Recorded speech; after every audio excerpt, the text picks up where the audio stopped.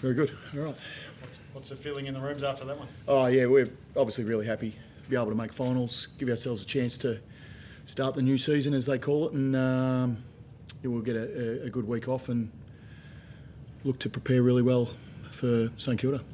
Is there a tiny bit of disappointment you didn't get the home final?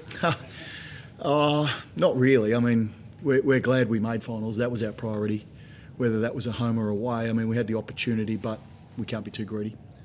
When Green kicked that goal, you actually were ahead. Were you guys aware of that, and did you send a message out? Well, yeah, we were aware of it, but then I think they kicked a goal from a forward 50 stoppage perhaps, and that put us back. So the guys were aware that we needed another goal, and so we did send that message out. But I think Carlton ended up kicking another one, which kind of put it out of reach. Losing Sam Taylor before the bounce, but Jack Buckley stepping up and playing pretty well on Curnow. You must have been stoked. Yeah, he was. Probably the first 10 minutes of the game I was a little worried. I think Curnow started obviously extremely well. But then Jack has that ability just to keep fighting, just to keep hanging in there. He had tremendous support for his contests through his backline mates. The amount of times that he was able to get support in the aerial, them spoiling the ball, but I thought his body work was elite. I thought, I don't know what Curnow kicked 3 in the end, did he? So that got him the Coleman, did it? Yep. Yeah, I thought Jack fought back really well from that first 10-minute patch and was really important for us. How about Taylor's injury? It was only a minor hamstring. I'd imagine he'll be touch and go for the Saints game. Is it the same hamstring No, as earlier? no, completely different side. So opposite side, different area. So it looked minor on the scans, but again, we'll rehab him and see how he responds. Was it just obviously just a training? Was it? Is that where? No, he heard it in the game actually last week. Okay. So he heard it. During the second quarter actually, and kept sort of plugging away, probably hoping it'd go away. And so we didn't really know about it, and then he reported it post game. We thought it was maybe just a knock or a bit of DOMS, and as the week wore on, it just didn't recover like a knock would. So a couple of days ago, we sent him away for a scan. It looked minor. We gave him every chance, and then this morning just thought, no, it's not worth the risk. How's he handling it? Yeah, he's fine. Yeah, he'll get stuck in. He'll do his rehab and try and get back for that first final. Can you talk us through what's changed from, I think it was 3 and 7 to start the year, 4 and 8? What have you changed to get to the point where you're now playing finals and you've finished the season, storming to the finish line, really? Well, I think we had a really strong pre-season that put us in early doors. We're probably not at our best in terms of physically, maybe a little bit fatigued, but that was a little bit by design. And it's all designed to be playing your best footy when it matters the most.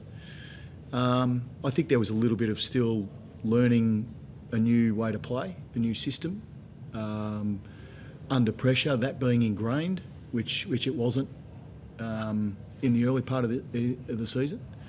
And then as the weeks rolled on, it just became a little bit more normal. And that Geelong game, maybe round 11, was really important for us.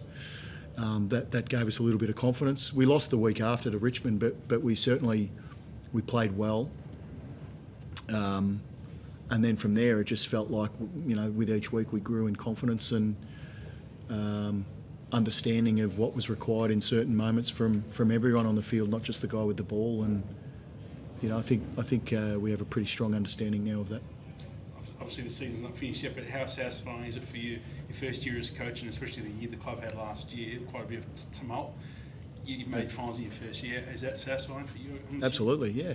It's well, right to this point with the body of work that's been done, it shows that we're capable and that the work we've been doing as a coaching group has paid off. But again, we've got higher aspirations than just making finals. We want to now try and win a final, and we'll get back to work and try and plan around how we beat St Kilda. Your road record's been sensational this year, 8 and 4. Yep. I think you've broken the record again today, 10 different venues you've won out this year. Yep. Is that something you guys really pride yourselves on, really, especially heading into the finals now? You'll be on the road for the... Yep, absolutely. Yeah. Absolutely. And, we haven't won at the MCG this year. We lost our only game against Collingwood there, so if that's where we play, that'll be another little carrot for us to try and knock that one over.